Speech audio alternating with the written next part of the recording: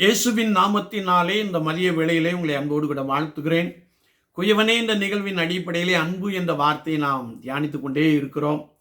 இன்றைக்கும் அப்போஸ்தலனாகிய பேதுரு எழுதின முதலாம் நிருபம் 1 அதிகாரம் 22 வார்த்தையை நாம் வாசிக்கின்ற பொழுது, சுத்த இருதயத்தோடே ஒருவரில் ஒருவர் ஊக்கமாய் அன்பு கூறுங்கள் என்று சொல்லுகிறார்.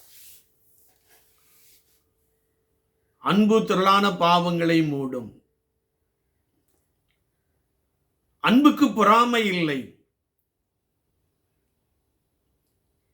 அன்புக்கு கசப்புத்தன்மை இல்லை, அன்பு இருமாப்பு கொள்ளாது என்றெல்லாம் நாம் 1 கொரிந்தியர் 13 அதிகாரத்திலே இன்னும் அதிகமாய் நாம் வாசித்திருக்க முடியும்.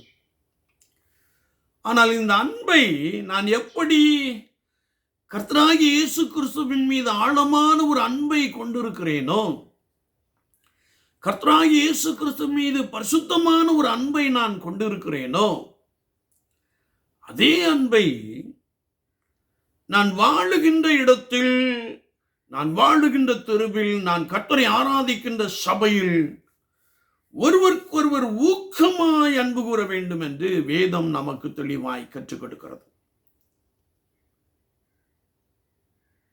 நாம் ஆராதிக்கின்ற கர்த்தருடைய சபையிலே நான் எப்படிப்பட்ட ஒரு அன்பை உடைய மனிதனாய் மனுஷியாய் காணப்படுகிறோம். ஆதி திருச்சபையிலே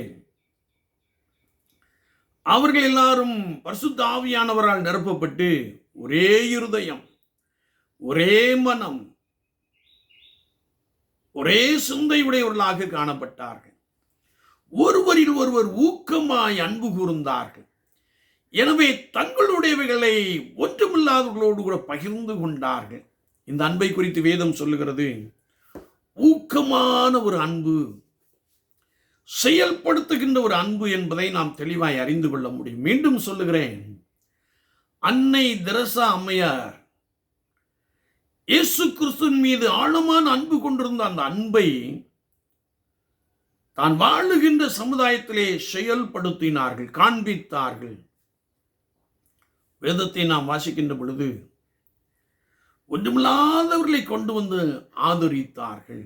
இது ஊக்கமான அன்பு என்பதை கர்த்தருடைய வேதத்தின் மூலமாக நாம் தெளிவாய் அறிந்து கொள்ள முடியும். என்னை கேட்டுக்கொண்டு இருக்கிற என் அன்பு சகோதரனே, சகோதரியே, நம்முடைய அன்பு எப்படிப்பட்டதாக காணப்படுகிறது? சற்று நம்மை நாமே நிதானித்து அறிந்து பார்ப்போம். அன்பில்லாதவன் தேவனை அறியான். யாரெல்லாம் இயேசு கிறிஸ்துவை தெரியும் என்று சொல்லுகிறோமோ அவர்களுக்குள்ளே ஊக்கமான ஒரு அன்பு இருக்க வேண்டும் என்பதை குறித்து வசனம் நமக்கு தெளிவாய் கற்றுக் கொடுக்கிறது. ஒருவருக்கொருவர் ஊக்கமான அன்பு. நாம் அப்படிப்பட்ட ஒரு நிறைவோடு கூட காணப்படுவோம். கர்த்தருடைய கரம் நம்மோடு கூட இருக்கட்டும். அந்த அன்பிலே பலப்படுவோம், அன்பிலே கட்டப்படுவோம், அன்பிலே ஆவிக்குரிய மாளிகையாய் கட்டி எழுப்பப்படுவோம். கர்த்தருடைய நாமம் மகிமைப்படும். கர்த்தர் உங்களோடு கூட உங்களை பலமாய் வழிநடத்துவாராக. ஆமீன், ஆமீன்.